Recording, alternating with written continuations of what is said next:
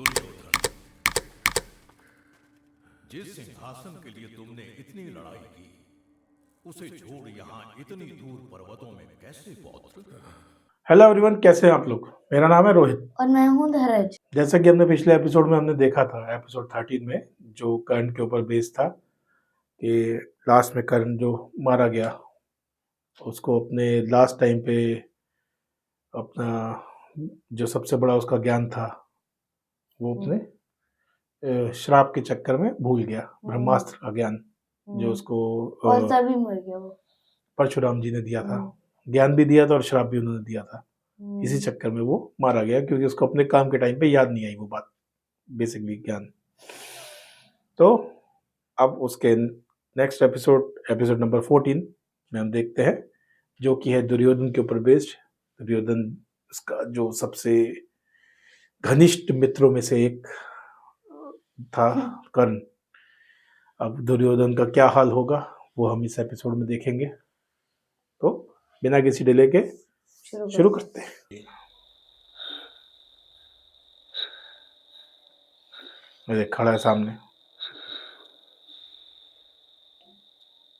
आजीवन स्नेह को तरसते ये नेत्र, रत्ती भर सराहना खोजती भुजाएं, और ये छाती जो बिना कवच भी अभेद्य बनी रही। आज तुम्हारे साथ इनका भी अंत हो गया कर्ण, पर तुम्हारा पराक्रम और शौर्य सदा आकाश में सूर्य के समान प्रकाशित रहेंगे।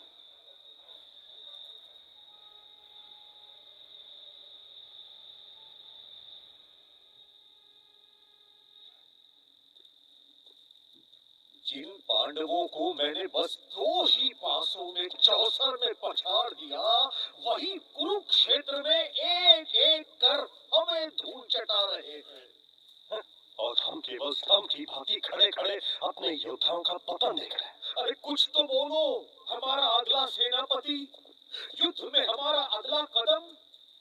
पूरी सेना तुम्हारे निर्देश के लिए तुम्हें देख रही है भांजे।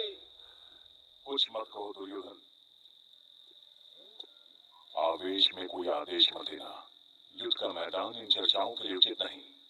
कर्ण के सम्मान में पांडवों ने युद्ध रोक दिया है, इस विराम का सदुपयोग करते हैं।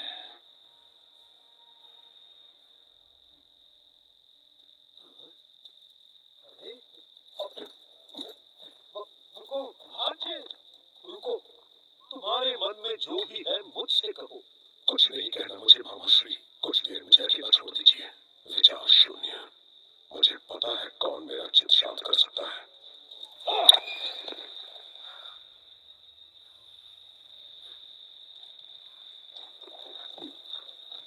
जिस युद्ध के लिए दुर्योधन इतना उत्सुक था कि अपने ही परिवार से भिड़ गया, आज उसी युद्ध भूमि से वो हताश कहाँ जाता जा रहा है? जा रहा था। असंख्य मृत्युओं का बोझ ढोते उसके कंधे, असाध्य प्रश्नों से जूझती भ्रमित आंखें। ठंडी जगह में गए। कुरुक्षेत्र से भी भीषण युद्ध तो वो अपने अंतर्मन में लड़ रहा था।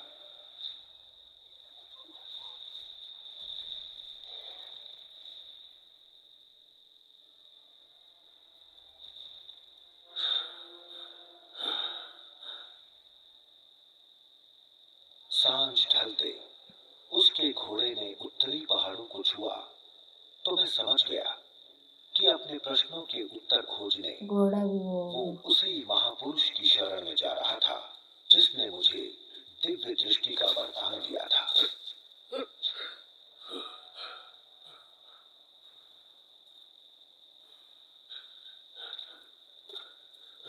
दुर्योधन,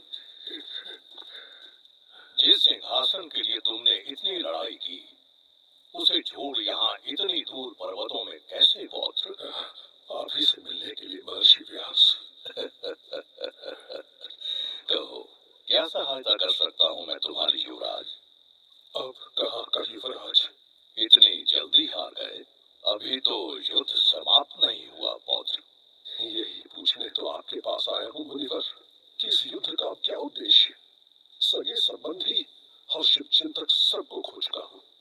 इस सिंहासन का क्या बोझ, जब मेरा कोई बचा ही नहीं। आप मेरे पिता के पिता है, सिद्ध ऋषि है, भूत वर्तमान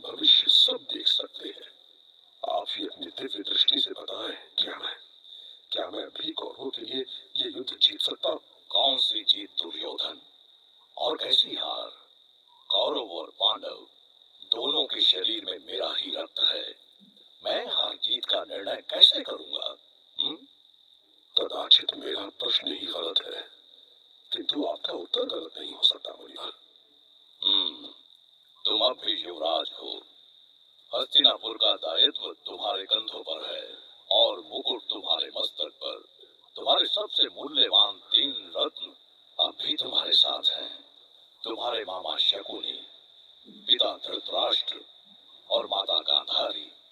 यदि अपने लिए नहीं लड़ सकते तो उनके लिए लड़ो। जिस क्षत्रिय रत्न ने तुम्हें इतना वैभवशाली जीवन दिया है, उस रत्न के लिए लड़ो। अशांति के समय में झील के पानी की तरह स्थिर रहो, तभी अपने इस मन की उथल पुथल में भी संयम रख पाओगे। जब भी तुम्हारा मन अस्थिर होगा तो मुझे अपने साथ पाओगे।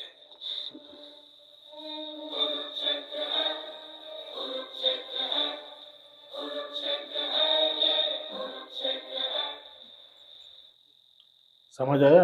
हम्म, उसको अंदर अंदर सेल्फ डाउट हो रहा है अब हम्म, कि अब मैं लड़ूं किसके लिए, सारे तो मरते जा रहे हैं मेरे। अगर मैं जीत भी गया तो राजा बन के करूंगा क्या, जब कोई बचेगा ही नहीं उसके साथ बैठने वाला। हम्म, इसीलिए वो महर्षि व्यास के पास गया। कौन थे व्यास? इसके फादर के फादर, मतलब इसके दादा। हम्म, इन्होंने ही महाभारत लिखी है, पता है? अच्छा। Yes.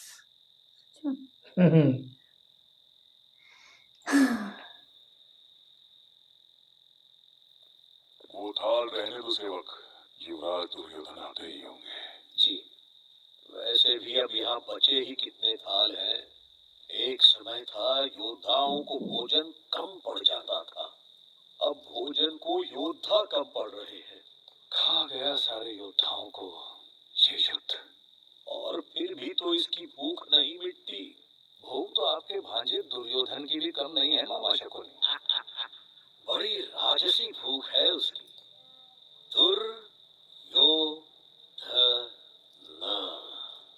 अर्थ जानते हैं इस नाम का? हाँ, जिससे लड़ना और जिसे हराना कठिन हो। वैसे है कहाँ हमारे युवराज दुर्योधन? कर्ण की मृत्यु के साथ ही अंतर ध्यान हो गए। अरे कम से कम भोजन के लिए ही प्रकट हो जाते।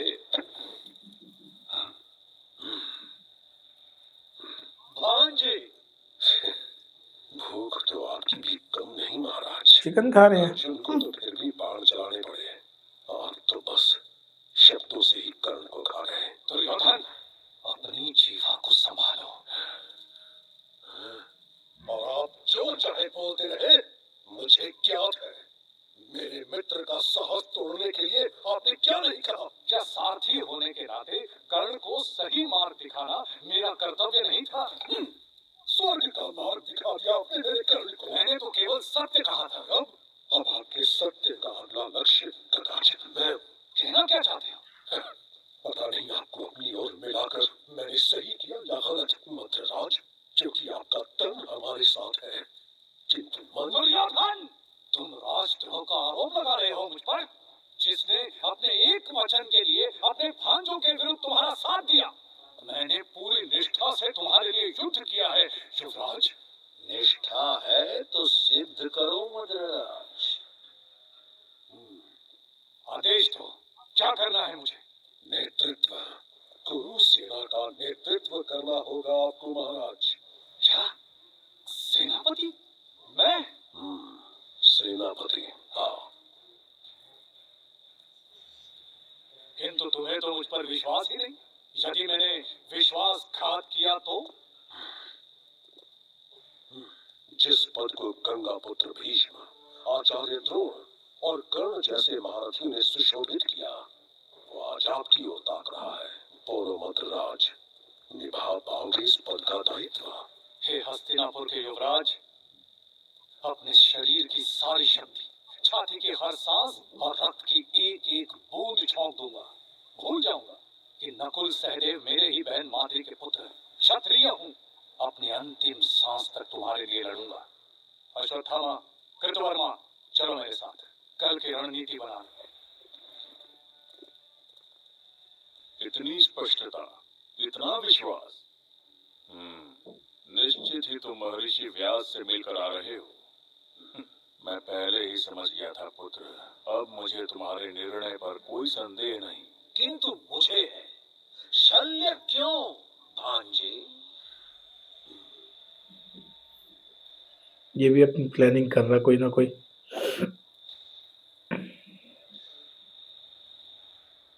क्योंकि यदि दुर्योधन स्वयं सेनापति बनता और हार जाता तो युद्ध वहीं समाप्त, पर यदि शल्य सेनापति होंगे तो मामा श्री अपने पराक्रम से हमें भीषण क्षति पहुंचाएंगे। और पूरा दिन शल्य से युद्ध के बाद जब हमारे पांव थके होंगे और भुजाओं की शक्ति क्षीण होगी, तब दुर्योधन सामने आएगा।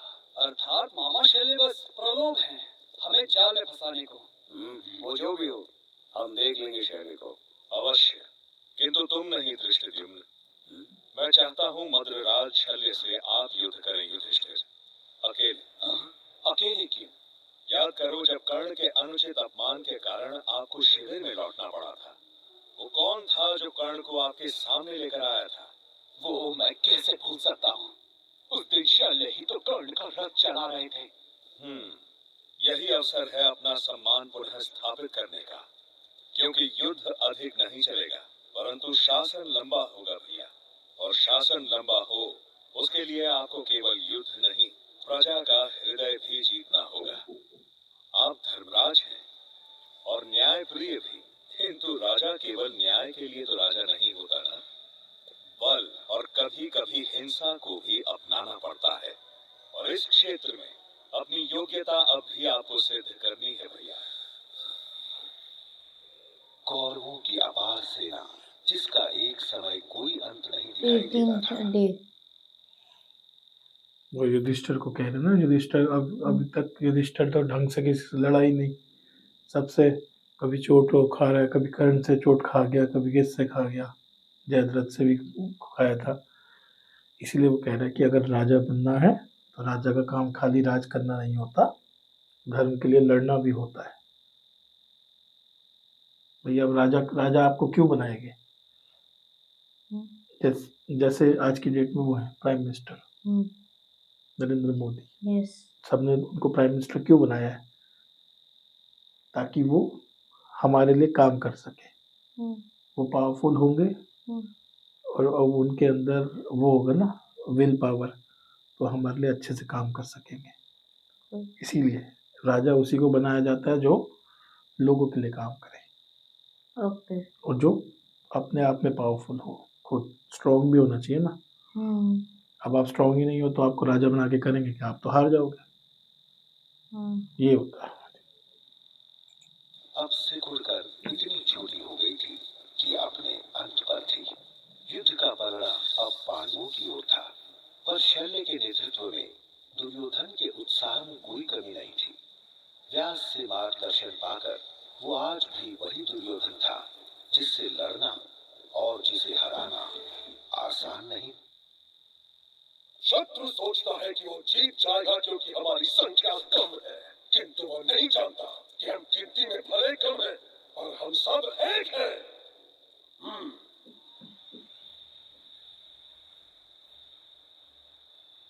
जब ये युद्ध आरंभ हुआ तो हम 7 अश्विनी सेना थे और वो 11, किंतु हम डरे नहीं, क्योंकि युद्ध संख्याओं से नहीं साहस से जीते जाते हैं, और साहस हमारे पास है। हम एकता से युद्ध करेंगे, वो एक पर वार करेंगे तो सब उसके लिए लड़ेंगे, और 17 दिनों के युद्ध में हमने दिखा दिया कि अधर्म कितना भी शक्तिशाली हो, जीतता धर्म ही है।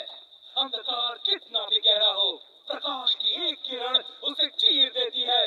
इसीलिए हे धर्म के सैनिकों, आज युद्ध के 18वें दिन मैं पांडु पुत्र युधिष्ठिर ये शपथ लेता हूँ कि आज हम इस अंधकार को सदा के लिए मिटा देंगे। सत्यमेव जयते।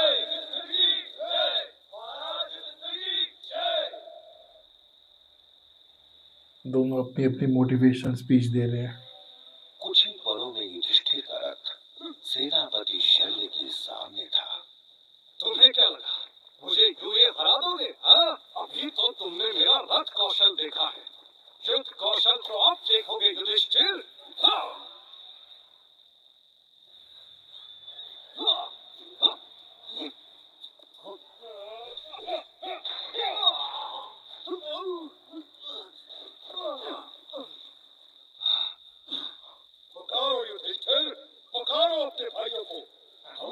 जानते हैं युद्ध तुम्हारे बस की बात नहीं। पुकारो। उनका राजा आपको ललकार रहा है भैया युधिष्ठिर। उठा लीजिए अपना शक्ति युद्ध भाला, दिखा दीजिए संसार को कि धर्म हो या कुरुक्षेत्र, आप हैं यहाँ के सम्राट। अपनी आंखें बंद कर लो नकुल सहदेव, और कान भी ढक लो, क्योंकि तुम्हारे मामा श्री की अंतिम चीख तुम सुन नहीं पाओगे।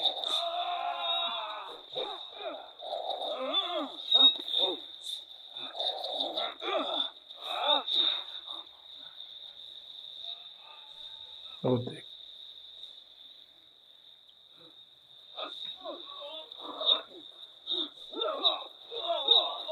संबंधों को भूल कर लड़ो भांजे।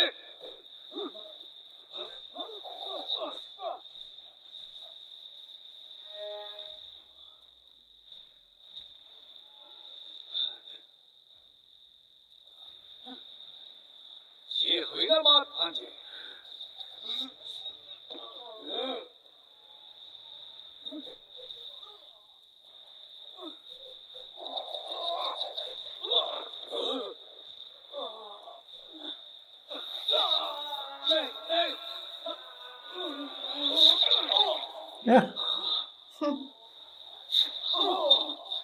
या दो बारी में ही मर गया तो।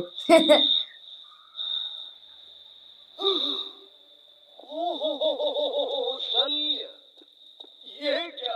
अपने ही भांजों के हाथों हत्या, और तुम पांडव दुर्योधन को अधर्मी कहते हो। देखा देखा तुमने शल्य, अरे तुम मामा का संबंध निभाते रहे, पर तुम्हारे भांजों ने ना तुम्हारा संबंध देखा ना स्नेह। घोर अंधकार है, घोर अंधकार है, किंतु कौनो ऐसे नहीं है शल्य। हम अपनों के लिए प्राण तक देने को तैयार हैं।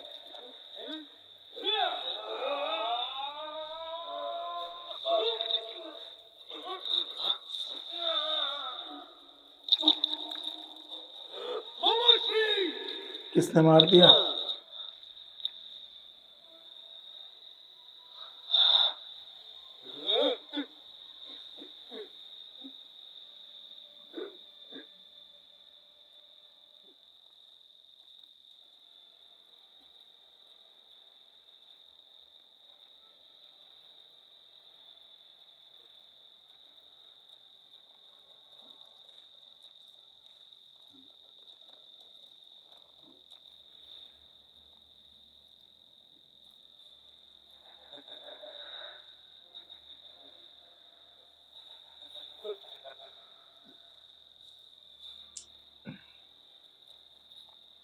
इसको सारे अपने फ्रेंड्स और वो दिख रहे हैं, याद कर रहा है।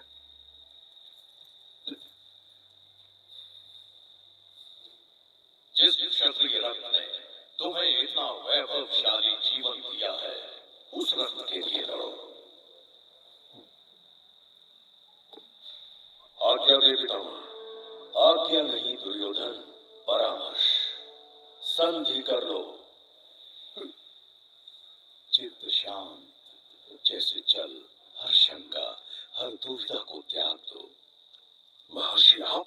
मैंने कहा था तुम्हारी अस्थिर घड़ी के समय तुम्हारे साथ रहूंगा। कहो दुर्योधन, क्या कहना चाहते हो?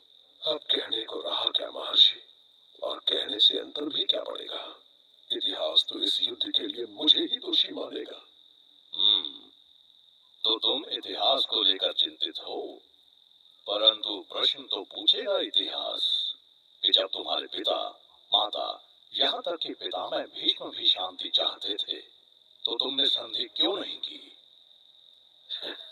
जैसे संधि से वर्षों का सारा द्वेष समाप्त हो जाता, संधि के बाद क्या पांडव लाख शब्द भूल जाते, या अपनी वो बड़ी बड़ी प्रतिज्ञाएं भुला देते जो उन्होंने चौसर में हारने के बाद लिखी। छल था पांडवों का हर शांति प्रस्ताव। मैं जानता था कि उन्हें राज्य वापस मिल जाता तो वो अपनी शत्रुता निकालते, इसलिए मैंने उनका प्रस्ताव ठुकरा दिया। इतिहास कुछ भी समझे, किंतु मैंने बस अपना क्षत्रिय धर्म निभाया है। दुर्योधन, तुम्हारे मन में जो समुद्र की भांति लहरें उठ रही हैं, उन्हें शांत करना आवश्यक है। पानी समान अपने मन को स्थिर करो, तभी तुम्हें अपना अगला मार्ग स्पष्ट दिखेगा। इतना हल्ला क्यों हो रहा है? क्या हो रहा है सब? क्षमा कीजिए महाराज, ये तीनों हठपूर्वक अंदर चले हैं। ये कह रहे हैं कि ये जानते हैं कि दुर्योधन कहाँ है। तुम्हें ज्ञात है? जी महाराज, माना हम सोमरस में डूबे थे, पर इतने भी नहीं कि दुर्योधन को ना पहचान सके। तुम्हें कैसे पता कि वही दुर्योधन है? वो विशाल काय शरीर, वो भयानक आंखें। हम वो स्थान आपको दिखा सकते हैं, किंतु महाराज कुछ पुरस्कार मिल जाता तो। मैं इन्हें जानता हूँ, यही तो प्रतिदिन मेरे पेट के लिए नया नया भोजन लाते हैं। ले चलो हमें उस स्थान पर जहाँ वो कायर दुर्योधन छुपा बैठा है। जी महाराज।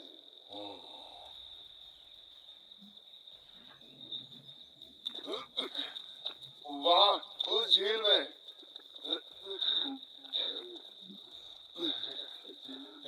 वहाँ झील में जलमग्न?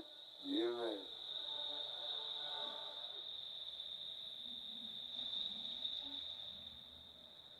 वो देख अंदर मेडिटेशन कर रहा है।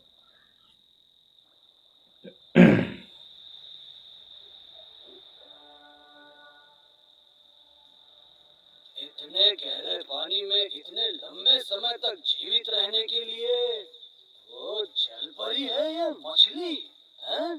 वैसे भी झील मगरमच्छों से भरी हुई है, इसमें राजकुमार के जीवित होने की कोई संभावना नहीं है। हाँ सही कहा।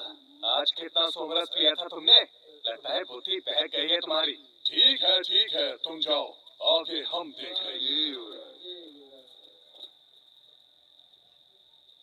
दुर्योधन, बाहर आओ। क्या यही तुम्हारा क्षत्रिय धर्म है जिसकी इतनी डींगे मारत है? हाँ? तुम्हारी गदा और तुम्हारा स्वाभिमान दोनों पानी में सन खा रहे हैं। बाहर आ।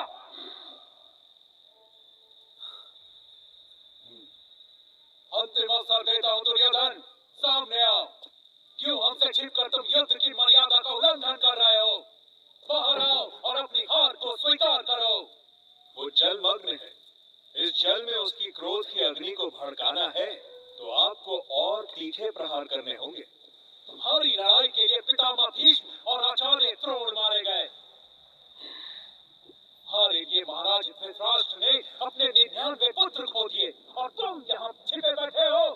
तुम्हें लज्जा नहीं आती पानी के साथ? अपने स्वार्थ के लिए सबको मार दिया और अब इतना भी साहस नहीं कि अपनी हार का सामना कर सको। सामना तो तुमने भी कभी नहीं किया युधिष्ठिर। सदा अपने भाइयों की आड़ में छिपे रहे और भाइयों ने भी तो सबको छल से मारा, चाहे आचार्य द्रोण हो या पितामह भीष्म। छल हो या चाहे युद्ध दुर्योधन, हमने कुरुक्षेत्र में सबका सम्मान किया। तुम्हारी तरह नहीं कि युद्ध को पीठ दिखाकर भाग गए। युद्ध को शेष बचा ही क्या? जो मेरी सेना, मित्र, भाई, सबको तो तुमने मार दिया। तुम शेष हो दुर्योधन। तुम्हारा स्वार्थ, तुम्हारी महत्वाकांक्षा और वो ईर्ष्या शेष है जिसके लिए तुमने सबको मरवा दिया। कायर नहीं हूँ मैं।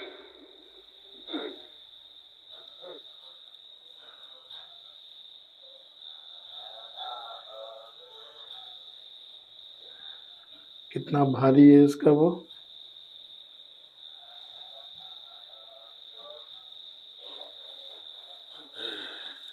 तुम सही हो युधिष्ठिर, महत्वाकांक्षी हूँ मैं, ईर्ष्यालु, और तुम पांचों भाइयों के लिए तो जन्मजात शत्रु हूँ मैं, शत्रु। किंतु कायर नहीं हूँ मैं, और तुम पांचों की भांति पाखंडी भी नहीं हो। हाँ, चाहता था मैं हस्तिनापुर का सिंहासन, क्योंकि वो मेरा अधिकार और अपने अधिकारों की रक्षा करना मेरा धर्म। किंतु तुम किसके लिए लड़ रहे थे युधिष्ठिर? जिस धर्म की तुम ध्वजा उठाए घूमते हो, उसे तो तुमने कुरुक्षेत्र में पैरों तले रौंद दिया। योद्धा को तो अधर्म से मारा और फिर भी कहते हो कि ये धर्म युद्ध है। तो कर दो आज इसका अंत। अंतिम युद्ध, महाभारत का वो निर्णायक क्षण, समस्त कुरुवंश और भारत का भाग्य जिस पर टिका था, वो पल अब आ गया। कौरवों की पूरी सेना समाप्त हो गई। खाली यही बचा हुआ ना, से उतना ही दुर्योधन। था जितना सच 99 सारे मर गए। क्योंकि एक योद्धा अश्वत्थामा? आज भी हस्तिनापुर के अभी सिंहासन वो है, और युधिष्ठिर के और वो इसका बीच भाई खड़ा नहीं है ना। ज्यों का त्यों था। दुर्योधन, जिससे लड़ना और जिसे हराना अत्यंत कठिन था, लगभग असंभव। अब ये लास्ट ये बचा है कौरवों में। अश्वत्थामा तो वो द्रोणाचार्य का पुत्र है ना। अच्छा, तो वो युद्ध नहीं करेगा?